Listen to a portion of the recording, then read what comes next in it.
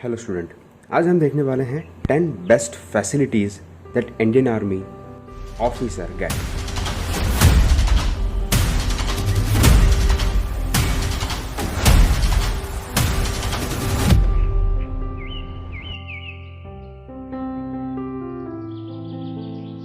ठीक है, तो यहाँ पे बहुत सारी फैसिलिटीज़ इंडियन आर्मी में मिलती है और ये कहीं ना कहीं स्टूडेंट्स को, एस्पिरेंट्स को मोटिवेट करता है to prepare for an NDA and wants to go to an Indian Army, right? And prepares for a CDS and go to the Indian Army as an officer. ठीक है, तो ये कुछ best facilities हैं जो एक ऑफिसर को मिलती हैं, राइट? तो डिस्कस करते हैं one by one. The first facility which I have kept here is a maths facility, right? So basically दो तरीके से यहाँ पे होता है कि एक अगर student, not a student, the officer, right, after becoming an officer, वहाँ पे मैथ्स फैसिलिटी बहुत बढ़िया होती है। ब्रेकफास्ट से लेके लंच से डिनर, और जो चीज़ें वहाँ पे आपको दी जाती है that are so much good, मतलब कि आपकी हेल्थ के हिसाब से, आपकी बॉडी के हिसाब से और न्यूट्रिशंस के हिसाब से वो उस तरीके से वो चीज़ें वहाँ पे आपको मिलती है जो आपको बहुत बेनिफिट करती है मैथ्स में, ठीक है। और वहाँ पे मैथ्स का जो मेंटेनेंस है ना, वो आपको देना पड़ता है विच इज़ वेरी मिनिमल, ठीक है। तो जिसके सामने आपको मैथ्स फैसिलिटी बहुत सही मिलती है, राइट। सो इनफैक्ट अगर आप 5 डेज़ के एसएसबी में भी जाओगे ना, एंड यू विल फील कि जब 5 दिन आप रुकोगे ना, तो सुबह में जो ब्रेकफास्ट मिलता है, जो दोपहर में मिलता है लंच, एंड डिनर जो मिलता है, उसका एक टाइम फिक्स होता है एंड क्वालिटी भी बहुत बढ़िया होती है, right. So now let us come to the next point, that is leave, ठीक है। So up to 90 days paid leave है आपके पास। आप इमेजिन कर सकते हो 90 डेज मीन्स 3 मंथ्स, राइट।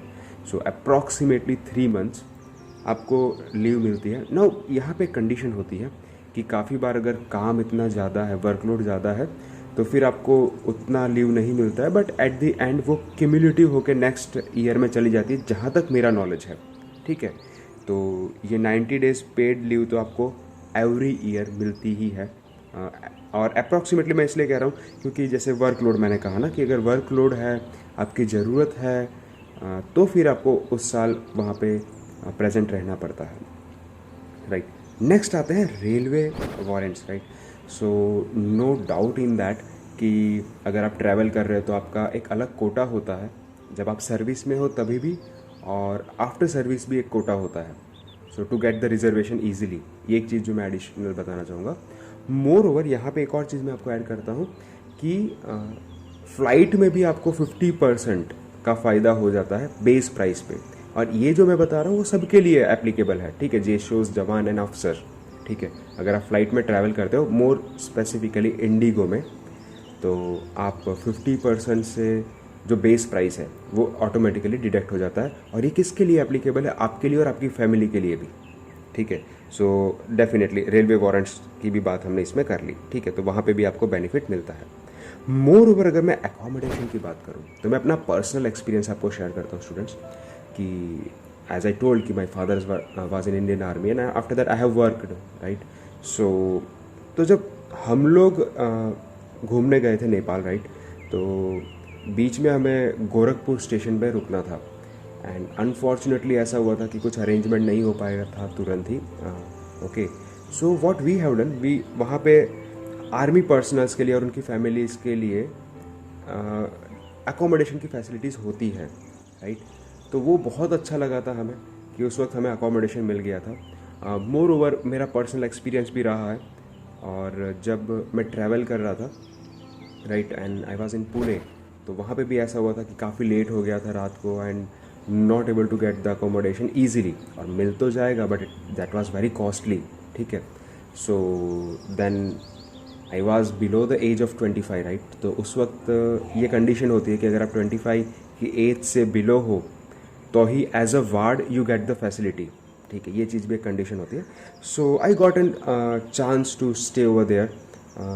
मैंने अपना कार्ड दिखाया, एंड जो डिपेंडेंट कार्ड होता है हमारा, and I got a chance to stay over there, ठीक है। और पूना में भी मैं ऐसे इस तरीके से रुक पाया था। तो अकोमोडेशन की फैसिलिटीज़ आपको ऑल ओवर इंडिया मिल जाती है, आपके डिपेंडेंट्स को मिल जाती है, ठीक है। सो डिपेंडेंट में जनरली आपके पेरेंट्स मदर एंड फादर, आपकी वाइफ और चिल्ड्रंस आते हैं, और वो भी up to the age of 25 childrens. और अगर गर्ल है, सो गर्ल के लिए क्या होता है कि जब तक उनकी मैरिज ना हो तब तक वो डिपेंडेंट में काउंट होते हैं। So now let me tell you the CEA, that is education, right. So children education के लिए फंड मिलता है। सो ये इसके लिए नो डाउट आपको थोड़े से जो डॉक्यूमेंट्स है वो थोड़े से मेंटेन करने पड़ते हैं। तो जो भी आपकी पढ़ाई है, आपके चिल्ड्रंस की पढ़ाई, राइट, वो बहुत उसकी जितनी भी अमाउंट है वो पे करती है गवर्नमेंट, ठीक है। मोर ओवर जैसे मैं केवी की बात करूँ, so I personally went to KV, right. मैं केवी में पढ़ा था, because KVs all over India इसलिए बनाई गई थी क्योंकि फ्रीक्वेंट जब ट्रांसफर्स होते हैं ना, तो चिल्ड्रंस का एजुकेशन सफ़र ना हो, दैट्स वाई गवर्नमेंट ने ये केवी बनाई थी। और कि अगर हम मेरा जैसे पोस्टिंग हो गया था मेरे फादर का राजस्थान, राइट, तो हम लोग को राजस्थान शिफ्ट होना पड़ा। So I was in second class that time. तो तुरंत ही केवी से केवी ईजिली हमारा एडमिशन हो जाता है, करिकुलम सेम रहता है, तो आपके वार्ड को कभी ये प्रॉब्लम नहीं होती आपके चिल्ड्रंस को कि उनका सिलेबस डिफरेंट जा रहा है। मोर और लेस सिलेबस एग्जैक्टली सेम रहता है, और मोर और लेस जिस मंथ में जो पढ़ाना होता है वो भी सेम रहता है, ठीक है। तो ये एक बहुत अच्छी फैसिलिटी होती है जो ये इंडियन आर्मी पर्सनस को मिलती है, एंड ऑफिसर्स को भी मिलती है, ठीक है। मोर ओवर स्टडी लीव आपको मिलती है up to 2 years। Moreover अगर मैं बात करूँ तो CSD फैसिलिटी, ये तो सबको ही पता है, ठीक है। सो चाहे वो लिख कर की बात हो या फिर CSD सामान की बात हो, तो ये कैंटीन फैसिलिटी सबको ही पता है, सबको ही मिलती है। एंड नो डाउट यहाँ पे डिपेंड करता है कितनी अमाउंट में आप चीज़ें ले सकते हो, वो डिपेंड करता है कि आपकी रैंक क्या है, ठीक है। तो ये एक कंडीशंस होती है, काफ़ी कैंटीन में ये फैसिलिटी कंडीशंस रख दी गई हैं। Sport facilities are there, right. जहाँ पे भी आप लोग रह रहे होते हो ना, उसके आसपास डेफिनेटली अरेंजमेंट होता है, क्वार्टर्स में है या फिर अगर आप बाहर भी हो, तो ये फैसिलिटीज़ दी जाती हैं कि आपको स्पोर्ट ईजिली आप खेल सकते हो, आपके स्टूडेंट मतलब चिल्ड्रंस खेल सकते हैं, वो फैसिलिटी होती है। क्लब वगैरह बनाए होते हैं, जिम वगैरह होती है, तो स्पोर्ट्स फैसिलिटी भी सबके लिए अवेलेबल होती है, not only for the officers, सबके लिए होती है, ठीक है।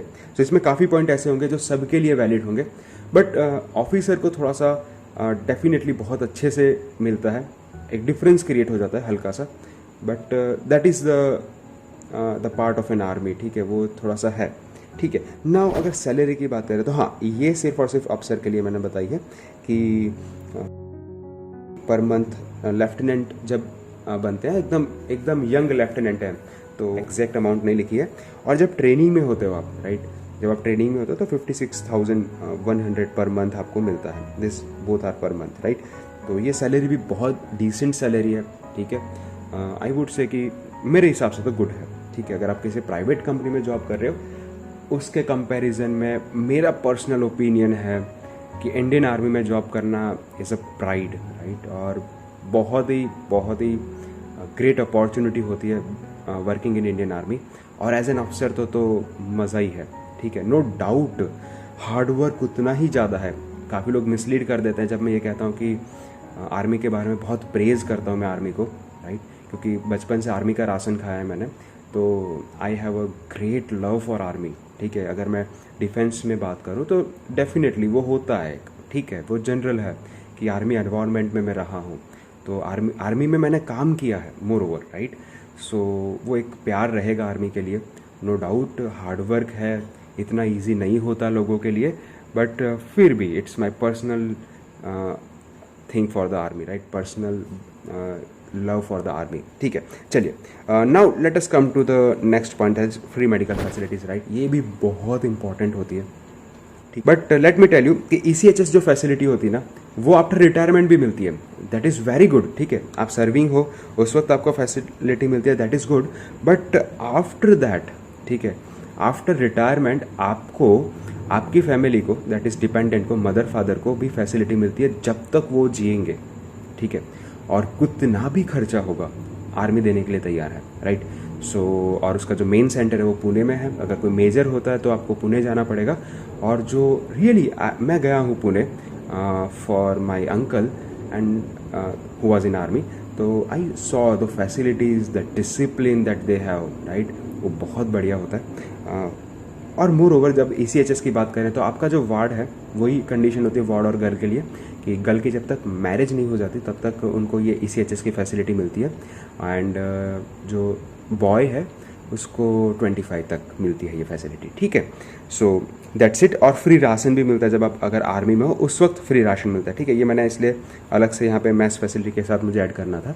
सो this are the points that definitely encourage you to go to the Indian army, right. और सिर्फ ये पॉइंट नहीं होने चाहिए स्टूडेंट्स, ये सारे एस्पिरेंट को मैं कहना चाहूँगा, आपकी फीलिंग्स होनी चाहिए आर्मी के लिए। अगर वो फीलिंग्स है ना तो मेरे हिसाब से बहुत अच्छा होगा, आप बहुत अच्छा करोगे आर्मी में जाके।